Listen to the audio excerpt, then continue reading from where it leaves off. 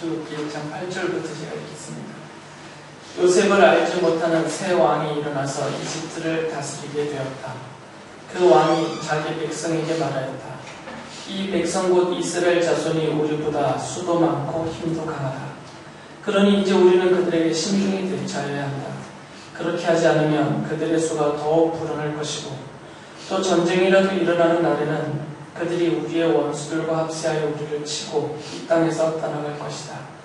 그래서 이집트 사람들은 이스라엘 자손을 부리는 공사 감독관을 두어서 강제 노동으로 그들을 업어바였다. 이스라엘 자손은 바로가 곡식을 저장하는 성읍 곧 기돔과 람셋을 건설하는 일에 끌려나갔다. 그러나 그들은 억압을 받을수록 그 수가 더욱 불어나고 자손이 번성하였다. 그래서 이집트 사람들은 이스라엘 자손을 몹시 싫어하였고 그들을 더욱 혹독하게 부렸다. 이집트 사람들이 흙을 이겨 벽돌을 만드는 일이나 단일과 같은 온갖 모든 일로 이스라엘 자손을 괴롭히므로 그들의 일은 매우 힘들었다. 지난주에는 출애굽기를 전체적으로 한번 말씀을 드렸습니다. 출애굽기가 어떤 성경인지를 오늘은 또 뒤를 이어서 이 출애굽기에서 다루는 출애굽이라는 사건의 의미를 별도로 한 번 더 말씀을 드리려고 합니다. 일반 역사가들은 이 성경을 완전히 무시하죠. 그러니까 성경의 가치를 무시하는 게 아니라 역사적인 가치를 무시하는 겁니다. 특히 창세기의 경우에는 전혀 일반 역사가들은 연구의 대상으로 삼지 않습니다. 창세기에서 나오는 그런 모든 내용들의 일반 역사가들을 어떻게 평가하냐면 전혀 역사적이지 않다. 창세기는 역사성이 아예 없다. 이렇게 결론을 적어버렸어요. 그래서 창세기 1장부터 50장까지 그 내용은 그냥 다른 곳에서 흔히 발견되는 신화나 설화 정도로 그렇게 취급을 합니다. 그래서 역사적인 연구의 텍스트로 아예 삼지도 않아요. 그리고 이 창세기에 등장하는 그 인류의 역사의 시조인 아담부터 창세기 맨 마지막에 누가 죽었다 그러면서 끝나는데 그 사람이 누구죠? 창세기 맨 마지막 50장에 나오는 요셉.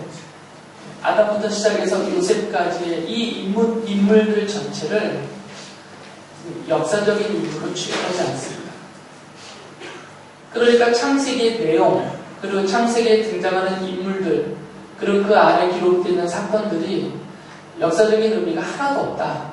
그래서 아예 역사성을 부여하지 않고 창세기를 역사적인 면에서는 무시하는 거죠. 종교적으로나 또는 민족적으로, 사회적으로 어떤 영향이 있다는 것을 인정하지만 역사학자들의 입장에서는 창세기는 거들떠볼 필요도 없는 그런 정도의 것으로 여깁니다.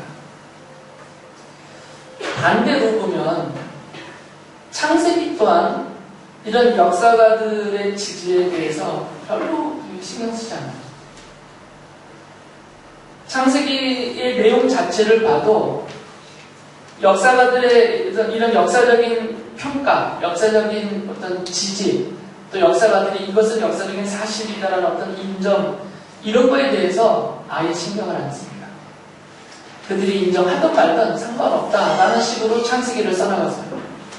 창세기를 쓴 이 창세기의 저자는 전혀 그 부분에 대해서 요만큼도 신경 쓰지 않습니다. 내가 이것을 쓰면 이것이 세상 사람들이, 특히 역사가들의 입장에서 볼 때 이거를 신화라고 하지 않겠느냐, 설화라고 하지 않겠느냐, 이거는 허구다라고 말하지 않겠느냐, 이걸 좀 더 역사적으로 사실적으로 그들이 받아들일 수 있게 써야 되지 않겠느냐, 이런 고민을 아예 안 했다는 거죠.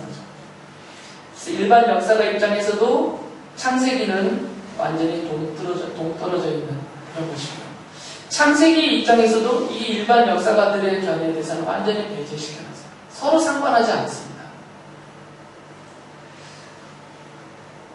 그 이유는 창세기의 내용 자체가 역사적인 사실이 아니다라는 말은 아닙니다.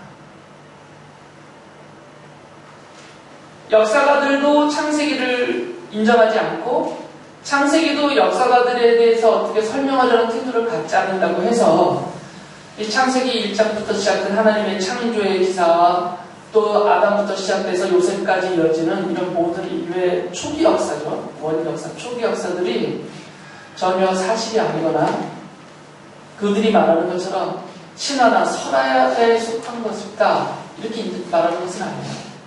분명히 창세기에 있는 모든 내용들은 사실입니다. 역사적으로 분명히 있었던 사실들이에요. 하나님의 창조부터 시작해서. 하지만 그 창세기 내용은 일반 역사가가 다룰 수 있는 이 범주에 속하지가 않아요. 이걸 넘어서 있단 말이죠. 아예. 그들이 다룰 수 있는 한계가 있어요. 여기까지밖에 못 다룹니다. 역사가들은. 그런데 창세기의 내용은 요 한계, 요 범주, 요 틀 바깥에 있어요. 역사가들의 연구라는 것은 주로 역사적인 기록물들, 그것이 구조로 아무리 오래도록 전달되어 왔더라도 이것을 입증할 수 있는 역사적인 기록들, 고고학적인 자료들, 과학적으로 이렇게 판명된 사실들, 이런 것들이 없으면 그것은 역사에 집어넣지 않습니다. 그런데 창세기 내용들은 그들의 수준에서 판명할 수 있는 그 범위를 넘어서 있어요. 더 인류의 초기 역사를 다루고 있고, 그리고 하나님이 하신 일들을 다루고 있기 때문에 역사가들이 기록하고 있는 어떤 사람들의 일을 넘어서 있는 하나님의 일, 하나님의 역사이기 때문에 이것을 쓸 수가 없는 것이죠. 그런데 이제 출애굽기를 보면 이 역사가들이 인정하는, 그래서 일반 역사에 그대로 그것이 기록으로 들어갈 수 있는 최초의 사건이 나오죠. 그게 바로 출애굽 사건이에요. 요셉의 죽음으로 끝나는 창세기 50장까지의 내용에 대해서는 역사에 기록이 되지 않습니다. 일반 역사예요. 그러나 이 출애굽기 사건은 일반 역사에서도 인정하는 사건이에요. 그러니까 일반 역사적으로는 최초로 일반 역사에 기록되어지고 드러난 그런 사건이라는 것이죠. 그 출애굽기의 내용은 솔로몬의 기록에서 보면, 거슬러 오면 출애굽이라는 사건에 대한 어떤 역사적인 증명이 나타나죠. 열왕기상 6장 6절에 보면 이런 기록이 있어요. 열왕기상 6장 6절은 솔로몬에 대한 기록이거든요. 다윗의 아들 솔로몬에 대해서. 이스라엘 자손이 이집트 땅에서 나온 지 480년, 솔로몬이 이스라엘의 왕이 된 지 4년째 되는 해 12월 곧 둘째 달에 솔로몬은 주님의 성전을 짓기 시작하였다라고 말하고 있어요. 예루살렘 성전을 짓기 시작한 것이 솔로몬이 왕위에 올라서 그 제위의 제 4년째 되는 날, 이때 성전 건축을 시작했다라는 거죠. 그런데 그 앞에 보면 이 성전 건축을 솔로몬이 시작한 그때가 언제냐면 이집트 땅에서 나온 지, 출애굽한 지 480년이 지난 때다라고 말하고 있어요. 일반 역사에서 솔로몬의 제위 기간을 주전 967년에서 928년으로 기록하고 있습니다. 이건 일반 역사가들이 기록해놓은 거예요. 인정하고 어느 누구도 부정하지 않고. 그러니까 967년부터 주전 BC 967년부터 솔로몬이 이제 왕위에 올라서 아버지 왕권을 물려받아서 다스리기 시작했는데 여기서 4년이 지났을 때 성전 건축을 시작했다는 거죠. 그러면 성전 건축을 시작한 그 시점이 언제냐면 주전 963년이에요. 4년에 시작해서 7년간 건축해서 11년에 완공을 했으니까, 그러니까 주전 963년에 성전 공사를 시작하는 거죠. 그런데 이 963년이라는 이 역사적인 시점은 여기서부터 480년을 거슬러 올라가면 출애굽한 시점이다라고 말합니다. 그래서 이렇게 따지면 출애굽한 시점이 대략 주전 1443년이 되는 것이죠. 오차가 있을 것이니까 약 1440년입니다. 주전. 이건 성경학자들이 이렇게 증명하는 것이 아니라 일반 역사학자들이 기록에 놓은 것에서 시작했기 때문에, 그리고 출애굽 사건 자체가 역사적인 기록물에 남아있기 때문에 그 연대를 이렇게 추론해서 올라가면 주전 1440년에 출애굽했다라고 말이 되는 것이죠. 그리고 이집트에서 발굴된 고고학적인 기록들에 보면 이 출애굽과 연관된 그런 사건들이 많이 기록이 되어 있습니다. 그래서 이 출애굽이라는 사실도 역사적인 분명한 사건으로 입증이 되어져 있고, 그 시점도 이렇게 자료들을 종합을 하면 언제다라고 드러날 수가 있는 것이죠. 물론 일반 역사가들이 세부적인 부분에서는 차이가 있지만 지금 말씀드린 이런 내용들에 대해서 거의 동의를 하고 있고요. 또 출애굽과 관계된 그런 어떤 일어난 사건들에 대해서 많이 그들이 스스로 연구하고 또 발굴해서 그것을 증명하고 그 결과들을 지금 제시하고 있습니다. 그래서 이 일반 역사가들의 입장은 아주 명료합니다. 출애굽이라는 사건, 이스라엘 백성들이 이 땅에서 탈출하고 나온 출애굽이라는 사건은 역사적인 사건으로 인정을 해요. 그 시점까지도 주전 1440년경이라고 인정을 합니다. 그렇지만 이 출애굽 사건을 중심으로 해서 기록해 놓은 출애굽기의 내용들에 대해서는 역사성을 부정합니다. 출애굽 사건은 역사적으로 인정하지만 그것을 기록해 놓은 출애굽기는 이스라엘 종교가 이것을 각색하고 또 미화하고 너무 편협적으로 이것을 변형해 써놨기 때문에 출애굽기라는 그 기록물 자체에 대해서는 그들이 별로 인정을 하지 않습니다. 이것을 이제 구분을 좀 하셔야 되는 거죠. 그런데 이런 역사가들의 이런 견해는 우리 입장에서 보면 불만족스러워 하시면 안 돼요. 우리들의 입장에서는 역사가들의 이런 출애굽기에 대한 평가는 너무나 당연한 것으로 받아들여야 돼요. 왜 그러냐면 이 역사가들이 출애굽의 사건이라는 출애굽이라는 사건도 역사적으로 인정하고 그것을 기록해놓은 출애굽기의 내용 전체도 그 1장부터 40장까지 나오는 그 내용 하나하나까지 다 이건 실제로 있었던 일. 이것은 정말 오늘날도 반복될 수 있는 실질적인 역사적인 사건이고 사실이다. 이들이 만약에 이렇게 인정을 했다면 출애굽기라는 그 성경은 하나님의 계시가 될 수가 없어요. 왜 그러냐면 출애굽기를 포함해서 성경은 하나님의 계시란 말이죠. 하나님이 원래 창세전에 작정하고 작정하셨던 것이 있어요. 그게 하나님의 계획이죠. 하나님의 의도가 있었단 말이죠. 창조 이전에 이미. 이 하나님의 작정하심 안에서 이제 작정했던 것들이 드러나오기 시작한 거죠. 창조가 나오고, 창세기 내용들이 나오고, 그리고 출애굽이 나오고, 이렇게 계속 나오고 있는 것이에요.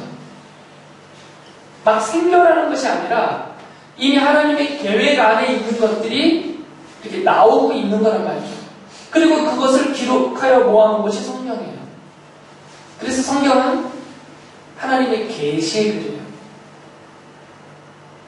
이것이 하나님의 계시라면 하나님은 그 하나님의 작정을 계시하실 때에 일반 역사가들에 대해서 별로 신경을 안 쓰셨다는 거예요. 왜 그러냐면 얘네들은 하나님의 작정과 계시를 알 수 없기 때문이에요. 그것에 대해서 기록할 수가 없기 때문입니다. 뭘 알아야 쓰죠. 모르는 것을 어떻게 쓰겠어요? 모르고 쓰면 다 그건 엉뚱이죠. 그래서 하나님은 아예 이 역사가들의 어떤 지지나 그들의 증명 이런 것들은 기대도 절대 하지 않습니다. 불가능하기 때문에. 그런데 반대로 만약에 이 사람들이 성경을 특히 출애굽기를 그리고 출애굽기 안에 있는 내용들이 다 이것은 다 맞다. 이건 다 역사적인 사실이다. 실제로 이런 일이 다 가능하다. 이렇게 말한 것들로 출애굽기가 써졌다면 이건 하나님이 계실 수가 없다는 거죠. 그냥 일반 세상에서 일어나는 일들에 대해서 기록해 놓은 정도밖에 안 되니까 수준이.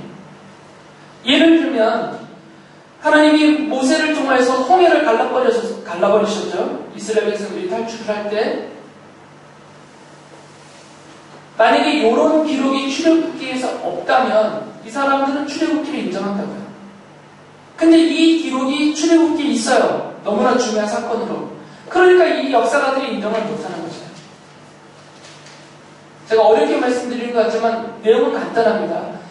일반 역사가들이 출애굽기의 내용을 다 사실로 인정하고 받아들이는 것이 출애굽기라면 그 출애굽기 안에 기록되어 있는 내용은 지금 우리의 성경과는 전혀 다른 거예요. 이해가 되시죠? 제가 잘난 척하는 게 아니고 개념 설명을 해드립니다. 그런데 이 사람들이 지금 출애굽기를 거듭떠보지도 않는다는 얘기예요. 이건 신화나 허구고 설화다 이렇게 취급해버린다고요. 그 이야기는 뭐냐면 이 출애굽기 지금 현재 우리가 성경으로 갖고 있는 출애굽기의 내용들이 하나님의 계시이기 때문이에요. 일반 세상 사람들의 이야기가 아니고 반복적으로 일어나는 세상의 역사가 아니라 하나님의 작전 안에 있는 그 계획들이 하나님의 섭리로 드러나서 실현되고 있는 내용들에 대한 기록이기 때문에 이들의 입장에서는 출애굽기를 무시하는 것이죠. 이게 맞는 거예요. 이게 당연한 것입니다. 억지로 창세기나 출애굽기의 내용을 가지고 이 역사가들에게 설명을 하고 납득을 시키고 그들의 지지와 동의를 얻어내려고 하는 이 시도 자체가 그래서 잘못됐다는 거죠. 그런 시도를 하면 안 돼요. 시도해봤자 좋은 결과도 얻지 못합니다.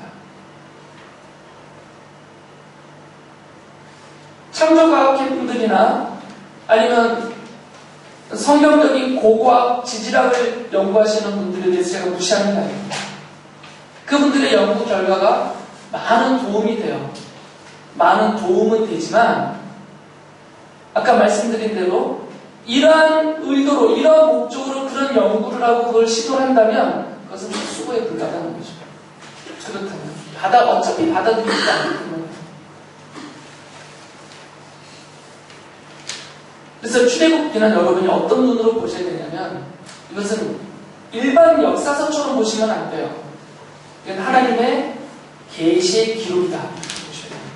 하나님의 계시의 기록. 하나님의 계시의 기록이라는 것은 하나님의 작정 안에 있던 것들이 나온 것이에요. 세상에서 벌어진 일들을 수집하고 편집해서 써놓은 것이 아니라 하나님의 작정과 계획 속에 있던 것들이 드러나는 것이에요.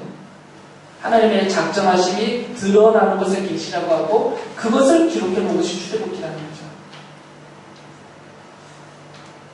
출애굽기는 이런 관점에서 읽으셔야 돼요. 두 번째로는 그 출애굽기가 다루고 있는 이 출애굽이라는 사건, 그러니까 이집트에서 탈출하였다는 이 사건 자체는 그 사건 자체는 역사성이 있는 거죠. 아까 제가 설명을 드렸잖아요. 일반 세상 역사에서도 이 출애굽이라는 사건 자체는 역사성을 부여해서 다루고 있다고요.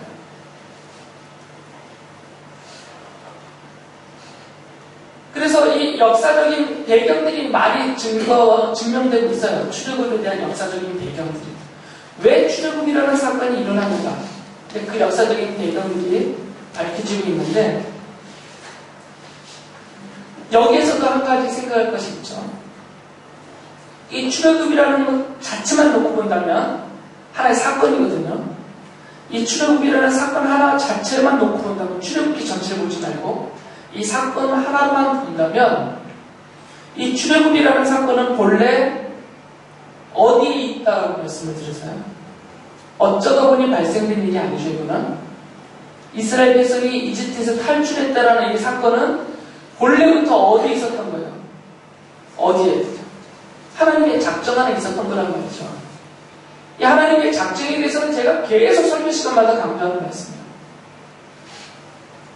출애굽이 정치적으로나 사회적으로나 어떤 그 지리적인 환경 때문에 그런 어떤 인과관계에서 발생된 사건이 아니라 이 출애굽이라는 사건은 하나님의 백성 이스라엘이 이집트에서 탈출해서 가나안 땅을 정복하는 이 전 과정을 다루고 있는 출애굽이라는 사건은 본래부터 사건 전체가 다 하나도 빠지지 않고 전체가 다 하나님의 작정 속에 하나님의 계획 속에 있었던 거란 말이죠. 이게 그냥 계시로 나타난 거죠. 사건적인 계시로. 그러니까 출애굽을 다루고 있는 모든 내용들은 하나님의 작정 안에 있던 것들이 그대로 실현된 것입니다. 이게 출애굽이라는 사건의 의미예요. 이것을 인정한다면 우리는 그 다음 단계를 말해야 돼요. 하나님의 이 작정이 인간의 역사선상에서 역사적으로 드러났다라고 말해야 되는 것이죠. 이게 어려운 말이 아니고요. 창세기까지의 내용은 인간 역사상에 드러나지가 않아요. 아예 취급도 안 하기 때문에. 우리는 다 이것을 역사적인 사실을 믿고 있지만 불신자들은, 특히 믿지 않는 이 역사가들은 아담부터 요셉까지의 그런 창세기의 기록 자체를 이 역사라는 역사 선상에 두지 않는단 말이죠. 거기에 나타나지 않기 때문에 이들의 입장에서는. 그런데 이 일반 역사가들이 써내려간 그 역사의 선상에 뭐가 드러나냐면 출애굽 사건이 드러난 것이죠. 이건 이들이 인정한 거니까. 그럼 이 출애굽이라는 사건은 최초로, 성경적으로 보면 최초로 이 하나님의 작정이, 하나님의 계획이 인간의 역사에서 드디어 드러난 사건이란 말이에요. 그래서 엄청 중요한 사건이에요, 이 사건.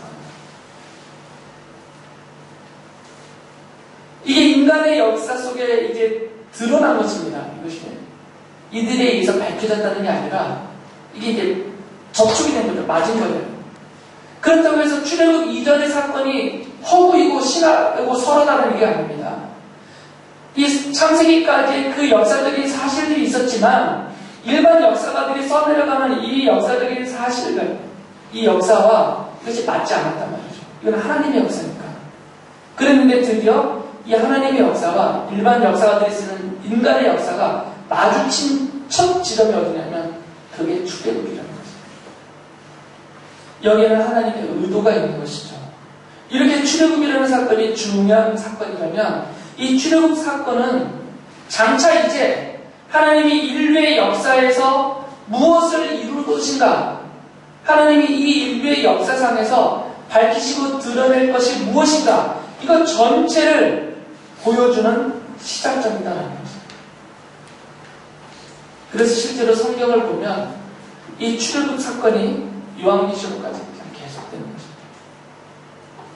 주전 1440년에 일어났던 출애굽 사건이 그 당시의 시대로 발생된 하나의 사건으로 끝나고 지나가버린 과거로 남지 않고, 이 사건이, 출애굽부터 시작한 사건이 이스라엘이라는 민족과 나라에 있어서는 지금까지도 그 나라의 그 근거이고 기원이고 그 나라의 정체성이고 그 나라가 추구하는 방향이에요. 이 출애굽 사건이 여기서부터 시작이 되는 거죠. 다윗의 왕조를 거쳐가면서. 그리고 성경적으로 봐도 이 출애굽 사건은 어디까지 연결되냐면 하늘나라까지 연결이 됩니다. 여러분, 이 출애굽 사건을 예표로 쓰셨기 때문에 예표 말씀을 드렸죠. 저번 주에도 장차 하나님이 하실 일을 미리 예고편처럼 보여주기 예표예요. 그러니까 이 출애굽 사건은 이 출애굽 사건 이후에 하나님이 하실 일들을, 그 어떤 일을 하나님이 이 역사선상에서 이루실 건지를 미리 예고편으로 보여주는 사건이 출애굽 사건이라고. 그리고 출애굽 사건을 잘 살펴보면 이제 하나님이 우리 인류를 위해서 인류 역사에서 무엇을 하실지를 여기서 다 찾아낼 수가 있는 것이죠. 그리고 성경은 요한계시록까지 쭉 이후에 이루어지는 모든 성경은 이것에 대해서 쭉 설명을 해주고 있습니다. 그래서 출애굽 사건이 이렇게 중요하다는 것입니다. 사건적으로 보면 성경에 가장 중요한 사건이 크게 치면 두 개가 있는데, 하나는 출애굽 사건이고 또 하나는 십자가 사건이에요. 이 두 개가 사건적으로 보면 성경을 딱 받치고 있는 두 가지 사건이에요. 나머지 사건들이 하찮다는 것이 아니고요. 이것이 원리적으로 두 기둥으로 딱 성경을 받치고 있다는 거죠. 그래서 출애굽 사건은 예표예요. 예고편이에요. 십자가 사건은 이것의 실체죠. 본영화라고 생각하시면 돼요. 출애굽 사건은 그리스도의 십자가 사건을 미리 보여주고 설명해주는 예표로서 중요한 역할이죠. 나머지 성경은 이 중간에 다 있는 거죠. 앞뒤적으로.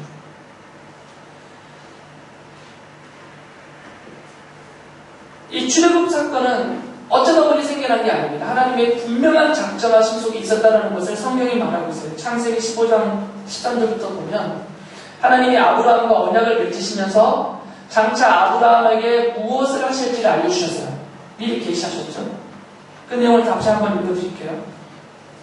주님께서 아브라함에게 말씀하셨다. 너는 똑똑히 알고 있거라. 너의 자손이 다른 나라에서 나그네 살이를 하다가 마침내 종이 되어서 400년 동안 괴로움을 받을 것이다. 그러나 너의 자손을 종살이하게 한 그 나라를 내가 반드시 벌할 것이며 그 다음에 너의 자손이 재물을 많이 가지고 나올 것이다. 그러나 너는 오래오래 살다가 고이 잠들어 묻힐 것이다. 너희 자손은 4대째가 되어서야 이 땅으로 돌아올 것이다. 아모리 사람들의 죄가 아직 벌을 받을 만큼 이르지는 않았기 때문이다. 라고 말씀하셨어요. 출애굽 400년 전에. 모세로부터 400년 전에 사람이에요. 아브라함. 그러니까 아무리 짧게 잡아도 하나님이 이미 출애굽이라는 사건에 대해서 400년 전에 이미 계획하셨단 말이에요. 아무리 짧게 잡아도. 그런데 사실 이것은 아브라함에게 하나님의 뜻을 드러내 보여 알려주셨을 뿐이고 이 출애굽이라는 사건 계획은 이미 창조 전에 하나님은 창조에서부터 종말까지 이 모든 것을 다 작정해 놓으신 이후에 창조를 시작하신 것이니까 그 안에 이미 들어가 있었던 거죠. 이렇게 생각하시면 안 됩니다. 하나님의 계획과 작정이라는 것이 창조, 창세기 1장부터 2장까지 그 내용까지만이라고 생각하시면 안 돼요. 하나님은 3장부터는 계획하지 않으셨고 3장부터 발생하게 되는 모든 일들에 대해서는 전혀 모르신 상태에서 하나님이 천지창조를 시작하셨다. 이렇게 말하면 큰일 납니다. 그럼 하나님도 아니니까. 우리의 하나님은 창세기 1장 1절부터 요한계시록 마지막 22장 끝절까지 이 전체 내용을 이미 다 계획해 놓으시고 작정하신 이후에 그 이후에 창조를 시작하신 것이죠. 그래서 아담을 만드실 때 아담이 선악을 알게 하는 나무의 열매를 따먹을 것을 하나님이 다 계획해 놓으신 것이에요. 그걸 모르셨다고 말이 안 된다고 제가 핏대 올리면서 계속 말씀을 드렸었어요. 그렇게 하나님을 무시하면 안 된다고. 그러니까 출애굽 사건도 당연히 다 그 연장선에서 이루어진 일이기 때문에 하나님의 창조 계획 안에 그 이전의 작정 안에 이미 다 포함되어 있었다라는 것이죠. 그것을 아브라함에게 출애굽 400년 전에 알려주셨을 뿐인 것이에요. 이때 작정하시고 이때 계획하신 것이 아니에요.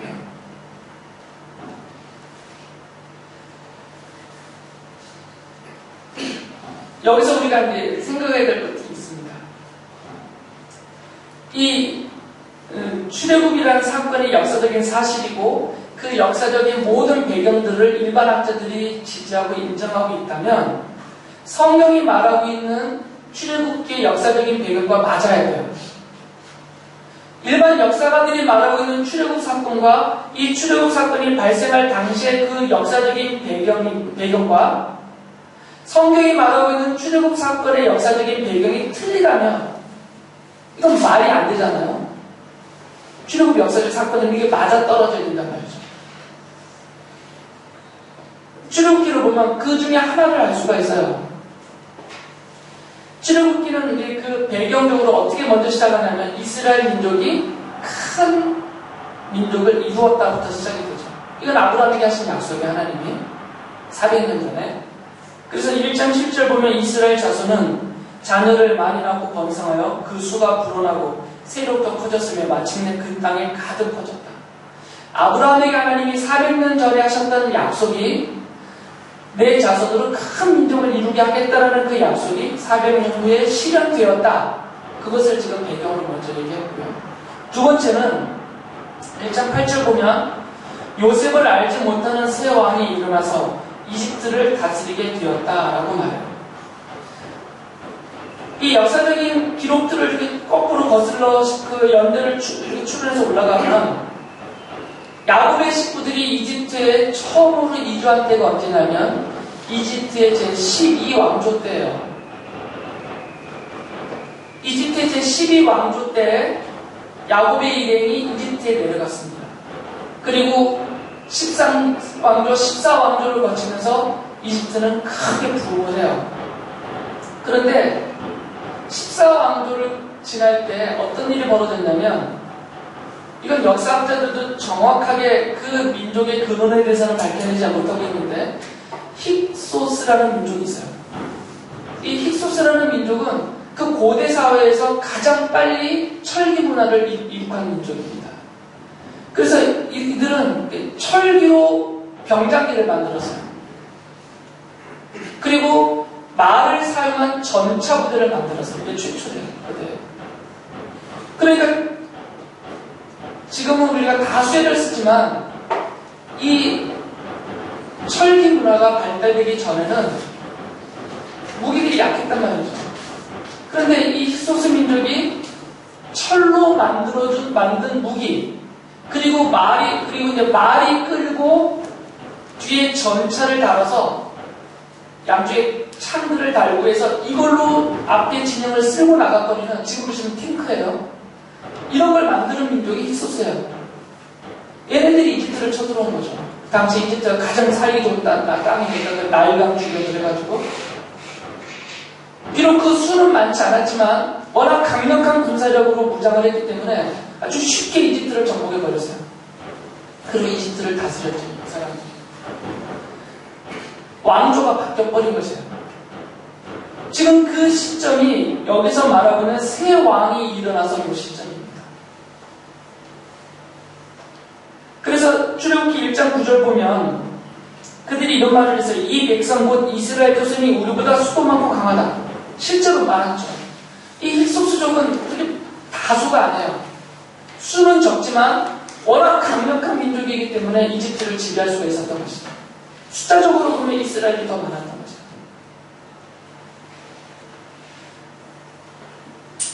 일반 역사에서 말하는 배경과 성경이 말하는 배경이 맞습니다. 그런데 이 사실이 중요한 게 아니고요. 이 새 왕조가 바뀌어서 이제 이스라엘 백성들을 탄압하기 시작했단 말이죠. 이들은 요셉이 누군지도 모르고 이스라엘 백성을 잘 될 필요도 없잖아요. 그런데 힉소스에게 정복되기 전에 이집트의 왕조는 요셉을 알고 있었고 이스라엘 자손들과 관계가 좋았어요. 살기 좋았단 말이죠. 이스라엘 사람들이. 그런데 이게 왕조가 바뀌어버리고 이 위협적인 존재이니까 숫자도 많고 이집트를 탄압하고 박해했어요. 종으로 부렸단 말이죠. 만약에 이런 역사적인 배경이 없었다면 이스라엘 사람들이 출애굽했겠어요? 하나님이 모세를 보냈어요. 만약에 모세를 보내서 내가 너희들 조상에게 약속한 것이 있으니까 이제 내가 그 약속한 것을 내가 실현하려고 한다. 그러니까 내가 보낸 종 모세의 말을 듣고 너희들 이집트 땅에서 나와서 내가 말하는 가나안 땅으로 가서 거기 살아라. 이렇게 말을 했다면 이집트 사람들이 네 하고 나왔겠냐고요. 지금 이집트 땅만큼 살기 좋은 땅이 없는데 당시에 이 나일강 그 델타 지역 그 삼각주만큼 기름진 땅이 없어요. 1년마다 홍수가 범람해서 아주 상류에 있는 기름진 그 토양들을 다 땅에다 퍼뜨려가지고 그냥 뿌리기만 하고 그냥 곡식이 자라나는 땅이에요. 가장 비옥한 땅이고 그 고대 시대 때 가장 최고의 땅이에요. 거기서 나오겠어요, 이 사람들이. 태평성대를 누리고 있는데 거들떠 보지도 않고 들은 척도 안 했을 것입니다. 그런데 하나님이 왕조를 바꿔버렸어요. 지배 세력을 바꿔서 이스라엘 사람들을 탄압해서 더 이상 못 살겠다, 이 땅에서 못 살겠다라고 아주 목소리가 나오게 만들어 버리셨다고요. 출애굽기 그 1장 12절, 20절 아까 읽은 글들 다시 한번 보면 그래서 이집트 사람들은 이건 새로 바뀐 왕조입니다. 이스라엘 자손을 몹시 싫어하였고 그들을 더욱 혹독하게 부렸다. 이집트 사람들이 흙을 이겨 벽돌을 만드는 일이나 반일과 같은 온갖 고된 일로 이스라엘 자손을 괴롭힘으로 그들의 일은 매우 힘들었다. 그래서 이들이 막 하소연하고 통곡을 합니다. 하나님이 출애굽기 3장 7절에 보면 모세를 호렙산에서 만났을 때 이런 말씀을 하세요. 나는 이집트에 있는 나의 백성이 고통받는 것을 똑똑히 보았고 또 억압 때문에 괴로워서 부르짖는 소리를 들었다라고 말했어요. 그러니까 못 살겠다는 거죠, 이집트 사람들이. 이스라엘 사람들이. 나는 이 이집트 땅에서 이 정권 밑에서는 나는 못 살겠다. 막 탈출하고 싶은 마음이 가득한 상태로 하나님이 만들어버리신 것이죠. 왕조를 바꿔서. 여기서 우리는 중요한 사실 하나 알 수가 있습니다.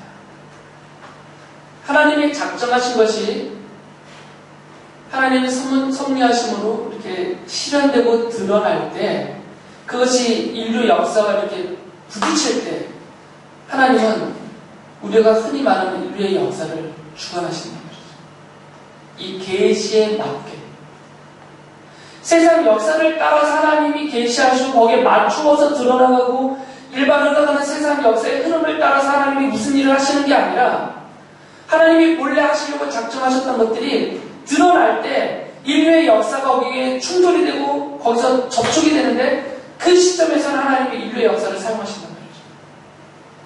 이 작정하신 거에 맞게 이스라엘 백성들이 큰 민족을 이루어야 될 필요가 있기 때문에 야곱의 이름을 이집트 땅에 보내서 특히 요셉을 미리 보내서 이집트의 총리가 되게 하면서 거기서 안정되고 기름진 땅에서 큰 민족이 이루어지게 했어요. 400년 만에.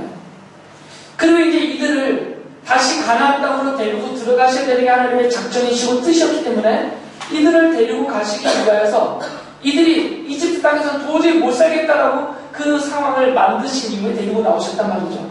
그런 역사적인 배경은 하나님이 그 손으로 힉소스라는 민족을 사용하여서 이렇게 만드셨다는 것이죠. 이 이후에 기록되는 성경의 역사들을 보면 하나님이 다 그렇게 역사를 주관하고 있어요. 이스라엘이 팔레스타인 땅에서 나라를 세우고 아주 번성하고 행복했어요. 태평성대를 누렸죠. 그런데 그 과정에서 이들이 타락을 해버렸죠. 하나님도 없이.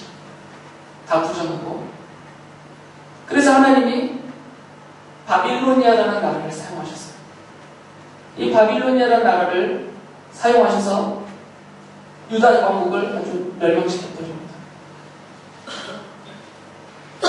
그것이 하나님이 그 성경에서 뭐라고 그러냐면 이 바빌로니아는 하나님이 쓰는 지팡이요 막대기다라고 했어요.